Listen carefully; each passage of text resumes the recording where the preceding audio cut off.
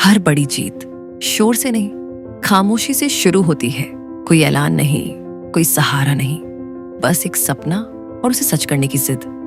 ये कहानी है शिवानी की, एक साधारण परिवार की बेटी जिन्होंने बिना किसी को बताए अपने सफर की शुरुआत की। रास्ते आसान नहीं थे, संसाधन सीमित थे और साथ लगभग नहीं था। लेकिन जब ये जिद एक दिशा तलाश रही थी, तब उन्हें मिला कलेक्टर बिटिया प्रोग्राम का साथ, जहां सिर्फ पढ़ाई नहीं बल्कि एक भरोसा मिलता है कि आप कर सकती हैं। यहीं से ये सफर अकेलेपन से निकलकर एक मिशन बन गया। हर दिन खुद से लड़ना, हर रात उम्मीद को जिंदा रखना, और आज यूपीपीएस 2024 में सफलता ये सिर्फ एक चयन नहीं है, ये उस हिम्मत की जीत है जिसे सही समय पर सही दिशा मिल गई। घर पे भी पता चला कि नहीं, जब कुछ नंबरों से रह गया है तो नेक्स्ट टाइम जो है बेहतरीन करेंगे। हालांकि आसान नहीं था मैम, मैं खुद भी सोचती थी कि शुरू करूं तो लिखूं क्या इंट्रोडक्शन में। मेरा ये मैसेज है कि अगर आपने डिसीजन ले लिया है तो आप उसको सही साबित हर हाल में कीजिए।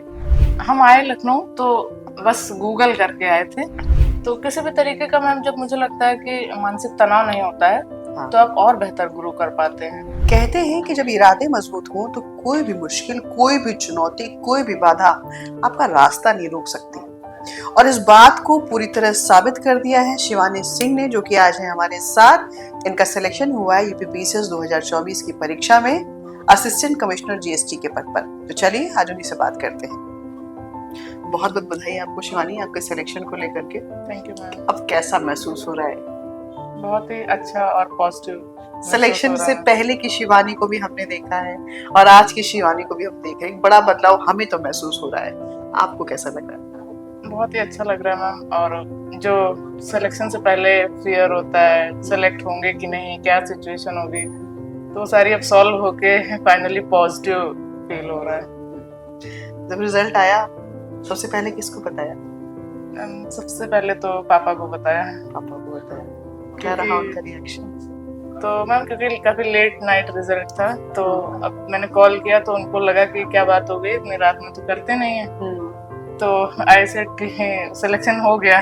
हाँ। तो उसके बाद से फिर घर में कोई सोया नहीं। शिवानी, आप हमारे कलेक्टिव बिटिया प्रोग्राम से जुड़ी हुई हैं, तो हमने शुरू से ही आपकी जर्नी को देखा हुआ है बड़े गौर से। जब आपने स्टेप शुरू ही किया था, बेबी स्टेप लेते लेते आज आप यहाँ तक पहुँच गई।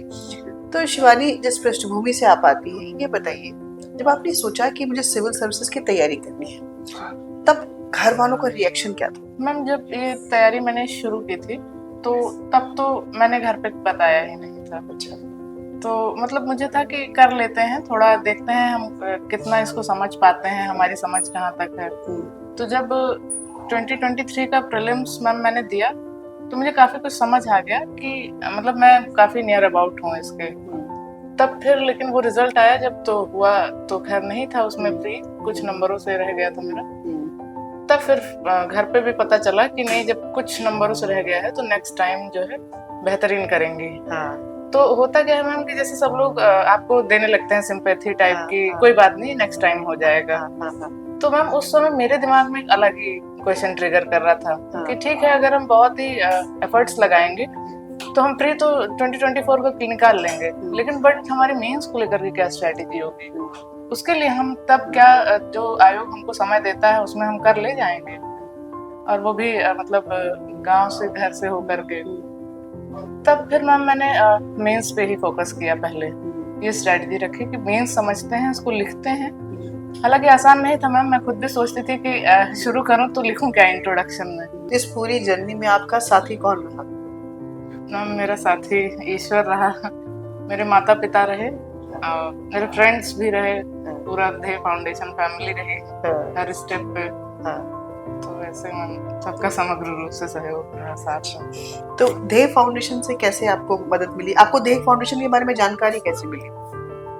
उसकी तो मैम बहुत ही अच्छी सी एक मतलब इंसिडेंट स्टोरी टाइप कहेंगे। मुझे मतलब मैम जब मेरा प्री वहाँ पे बताया, जैसे कि मैंने 23 में नहीं हुआ तो मैं आगे का सोच रही थी, तो मैंने सोचा कि मतलब क्या करें कि कुछ देखें, लखनऊ प्रयागराज में जाके कुछ देखें। तो घर में थोड़ा चीजें ठीक नहीं थी, तो मैम पॉसिबल नहीं था कि हम यहाँ पे ही रह के पूरा प्रिपरेशन करें। तो लेकिन हमने सोचा कि बिना देखे, बिना टेस्ट सीरीज वगैरह देखे कैसे होगा, क्योंकि प्री रुक जाना भी मैम बहुत बड़ा वो होता है ऑब्स्टेकल। तो हम आए लखनऊ, तो बस गूगल करके आए थे कि coachings in Lucknow for civil services. तो मैम एक दो कोचिंग्स और थी जिनमें हम पापा के साथ ही आए थे, तो उस पर भी हम गूगल करके आए थे, where is Aliganj in Lucknow, Google map लगा के। तो मैम और कोचिंग्स नहीं समझ आई, तो यहीं से गुजर रहे थे कि मतलब और कहीं देखते हैं, प्रयाग में देखेंगे। तो पापा ने ऐसे कहा कि ये लिखा ही हुआ है धे फाउंडेशन धे आईएएस, तो उन्होंने कहा यहाँ पे भी तो देख सकते हैं। तो बड़ा अच्छा रहा कि मैम हम अंदर आए और रिसेप्शन पे हम बात ही कर रहे थे, तब तक हमारे पास कुछ हमारे लिखे हुए आंसर्स थे। हमको ये था कि कोई तो इवेलुएट कर दे उसको, और उसी समय मैम अश्विनी सर वहाँ मौजूद थे, तो उन्होंने मेरे सारे आंसर्स देखते ही कहा कि आपका जरूर हो जाएगा, मतलब इतना पोटेंशियल है आंसर्स में। तो मैम फिर उसके बाद से सकारात्मक जर्नी थे के साथ। काउंसलिंग सेशन में भी हम लोग मिले थे, बिल्कुल मैम, है ना? ठीक है।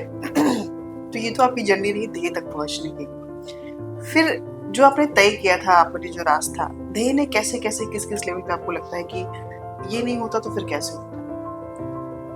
मैम जैसे कि ध्येय ने मेरा एकोमोडेशन के लिए बहुत हेल्प किया, क्योंकि जब तक मैंने मेंस अपना दिया एग्जामिनेशन 2024 का, तो मुझे पूरे तरीके से टेस्ट सीरीज, लाइब्रेरी, मेंटरशिप और मतलब पीजी का पूरा सपोर्ट था। तो किसी भी तरीके का मैम, जब मुझे लगता है कि मानसिक तनाव नहीं होता है, तो आप और बेहतर ग्रो कर पाते हैं। जैसे कि हमें ये नहीं सोचना है कि नेक्स्ट मंथ की डेट आ रही है तो हमें पेमेंट यहाँ करना है, यहाँ घर पे बोलना है, आ रहा है नहीं आ रहा है। तो मैम उन सब चीजों से मैं एकदम ही मेंटली फ्री हो गई थी। तो मतलब 100% जिसको आपके हिस्से बस ये था कि बस पढ़ना है। जी, ठीक है। अच्छा ये बताइए, ऐसी क्या आदत आपकी जो थी जिसने आपको यहाँ तक पहुँचाया? मैम मेरी एक हॉबी है जो मुझे मोटिवेट, मेरी हॉबी मुझे मोटिवेट करती है। मैम मेरी हॉबी है ब्रिस्क वॉकिंग। ओके। तो वो मुझे एनी हाउ पसंद है। मुझे अर्ली मॉर्निंग में मतलब कुछ करना है नहीं करना है, जरूरी नहीं है कि मैं पढ़ने के ही पर्पज से उठूं, लेकिन फिर भी मुझे रेगुलर उठना होता है। और वो सुबह की जो कामनेस होती है, नेचुरल और नेचर के इतना करीब रहना, और उस दौरान अपने डे को प्लान करना, उससे मैम मेरा डे डिसिप्लिन बहुत रहता था। मतलब मैं कुछ करूं या ना करूं, लेकिन वो प्लानिंग वाला जो सुबह का पीरियड होता था, वो मेरे पूरे डे को एंथुसियाज्म से भर देता था। अच्छा कितने घंटे पढ़ती थी शिवानी? मैम आवर्स तो मतलब 6 to 7 आवर्स, 8 आवर्स भी हो जाता था। तो मेरा सामना उन योद्धाओं से है जो पहले से आ रहे हैं, पीछे से तैयार हैं। तो हम कैसे वहाँ सस्टेन करेंगे? अच्छा कितने घंटे लिख के प्रैक्टिस करी आपने? स्टार्टिंग में तो मैम मैं थोड़ा ही लिखती थी। जैसे कोई 2-4 क्वेश्चन लिए तो क्वालिटेटिव कैसे लिख सकते हैं, पहले क्वालिटी पे ध्यान देते थे। इंटरव्यू से तो हम बहुत ही मतलब इतना अच्छा महसूस हो रहा था मुझे कि जो मेंबर्स थे उन्होंने खुद मुझे ऑल द बेस्ट बोला रोक के। तो ये तो मेरे लिए मैम बहुत ही पॉजिटिव उसी समय हो लगा हमको कि। लेकिन एक सवाल जो थोड़ा सा था कि कुछ स्कीम्स थी गवर्नमेंट, यूपी गवर्नमेंट की, तो उन्होंने कहा था कि क्या इनके लाभार्थियों से आप मिले हो? तो मैम वो चीज़ मुझे लगा कि ग्रामीण क्षेत्र से, परिवेश से होकर के, या मैं शहर में भी हूँ, लेकिन उन लाभार्थियों से नहीं मिली थी। तो वो मुझे लगा, तो उस पर मैंने सॉरी किया था। मैम मतलब मेरा भी मीडियम हिंदी था, लेकिन ऐसा नहीं है कि मुझे इंग्लिश की समझ नहीं है या इंग्लिश मुझे आती नहीं है। हिंदी मीडियम रखने के मैम एक दो, जैसे किसी चीज़ को हम डिसाइड करते हैं जैसे ऑप्शनल, तो उस पर सोच विचार के, तो मीडियम हिंदी रखने के मैम एक दो रीजंस थे। एक तो हैंड राइटिंग अच्छी थी मेरी, एक प्लस पॉइंट था मेरे लिए। और दूसरी चीज़ मैम, मैं विचारों का जो एक तारतम्यता होती है, क्रमबद्धता, वो हिंदी में मेरी बहुत बेहतरीन बनती है। मेरा ये मैसेज है कि अगर आपने डिसीजन ले लिया है तो आप उसको सही साबित हर हाल में कीजिए।